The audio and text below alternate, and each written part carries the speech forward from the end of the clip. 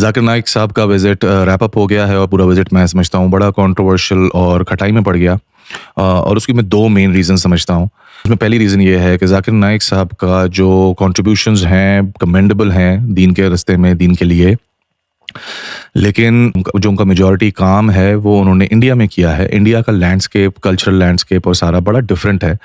उन्होंने ज़्यादातर जो वहाँ पे ज़ाहिर है कि नॉन मुस्लिम्स हैं, तो वो उनकी जो एक्सपर्टीज़ है, उनका डोमेन है, वो मेनली यही है कि लोगों को रिलिजन के अंदर लाना, दीन में लाने का उनका काम है, वो उनकी एक्सपर्टीज़ है। कंपैरेटिव रिलिजन उनका डोमेन है। तो उस लैंडस्केप में वो बड़ा रेलेवेंट है, उनकी जो एक्सपर्टीज़, उनकी स्पेशलाइज़ेशन है, वो बड़ी रेलेवेंट है उस लैंडस्केप के अंदर, इंडिया के। और जहाँ पे उनका मेजॉरिटी काम 80% काम उन्होंने वहीं पे किया अपना। पाकिस्तान का जो लैंडस्केप है ओवरऑल हर तरह का, रिलीजियस है या आप कल्चरल है, हर हिसाब से it's a very different landscape, it's a very different discourse Pakistan का ना। यहाँ पे ये इशू नहीं है कि आपको लोगों को दीन के अंदर लाना है। यहाँ पे लोग दीन के अंदर हैं, ठीक है, और दीन के अंदर उन्होंने काम खराब किया हुआ है, दीन की शक्ल बिगाड़ी हुई है लोगों ने। और वो मसले हैं, वो that is more of a comparative फिक issue rather than comparative religion issue.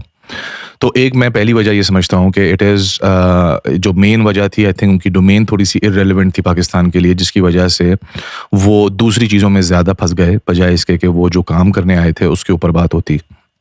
इसमें उनकी गलती नहीं है, it's just I think it's just wrong और a bad call, bad decision by everybody involved, whoever thought of this idea. इसको इस मिसाल से समझें कि जैसे इस्लाम का एक बेसिक वो है कि जी लोगों को आप दीन के अंदर लेके आओ, जिसके अंदर जाकिर साहब एक्सपर्ट हैं, जिस चीज़ के जो उनकी स्पेशलाइजेशन है जाकिर साहब की।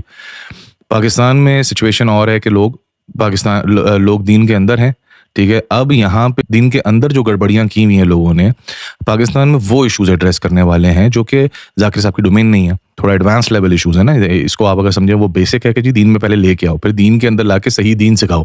जो सही दीन वाली जो डोमेन है, वो मैं समझता हूँ जाकिर साहब की उस तरीके से नहीं है, मतलब उनकी स्पेशलाइजेशन नहीं है। इल्म उनके पास बहुत है इन चीज़ों का भी, बट उनकी वो डोमेन नहीं है, उनकी स्पेशलाइजेशन नहीं है। उसके अंदर और बड़े लोग हैं, इंजीनियर मोहम्मद अली मिर्ज़ा साहब हैं, मुफ्ती तारिक मसूद साहब हैं, साहिल अदीम साहब हैं, डॉक्टर इसरार साहब हैं, और बहुत सारे लोग हैं। राजा ज़िया-उल-हक साहब हैं जो यूथ क्लब वाले हैं, वो लोग बड़ा अच्छा काम कर रहे हैं इन सब चीज़ों के अंदर। तो और दूसरे लोग हैं, लोग अग्री डिसएग्री इन सब से कर सकते हैं, but they are all working on those core issues जो पाकिस्तान के कोर इशूज़ हैं, उसके ऊपर ये लोग काम कर रहे हैं, जिसकी ज़रूरत है पाकिस्तान को, राइट। तो मैं ये पहला रीज़न समझता हूँ कि लैंडस्केप का डिफरेंस है, जिसकी वजह से उनका जो विजिट था वो उतना सक्सेसफुल नहीं हो सका जितना कि एक्सपेक्टेड था। दूसरा रीज़न मैं समझता हूँ जिससे मुझे थोड़ी सी होप मिलती है पाकिस्तान से, कि अब लोग उस तरह से नहीं चीज़ों को लेते कि जी अगर आप अल्लाह का नाम लेके आएंगे और सही गलत सारी बात हम आपकी आंखें बंद करके सुन लेंगे, क्योंकि जी आप अल्लाह का नाम लेके या दीन का नाम लेके कोई बात कर रहे हैं। अब ये एक बड़ी अच्छी जो पूरा पाकिस्तान के अंदर जो डिस्कोर्स है, पाकिस्तान का जो ब्रेन है, वो अलग अलग फॉर्म्स में अखबारों में कॉलम्स के अंदर आता है, वो यूट्यूब पे वीडियोज़ की सूरत में आता है, जिनको लोग सुनते हैं, जिनसे लोग समझते हैं मामलात को। वो लोग, मैं ये समझता हूँ कि it's a huge step in the right direction.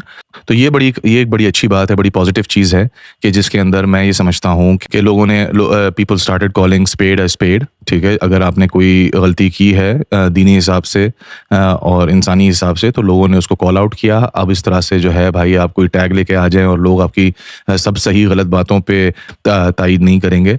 ये एक बड़ा अच्छा स्टेप फॉरवर्ड है राइट डायरेक्शन में, कि जी अब मुकद्दस गाय और शख्सियत परस्ती और अंधी तकलीद, इन सब चीज़ों से आगे बढ़ रहा है हमारा जो पूरा सोशल डिस्कोर्स है, कल्चरल डिस्कोर्स है। वो it is a very, I feel that is a very hopeful step in the right direction.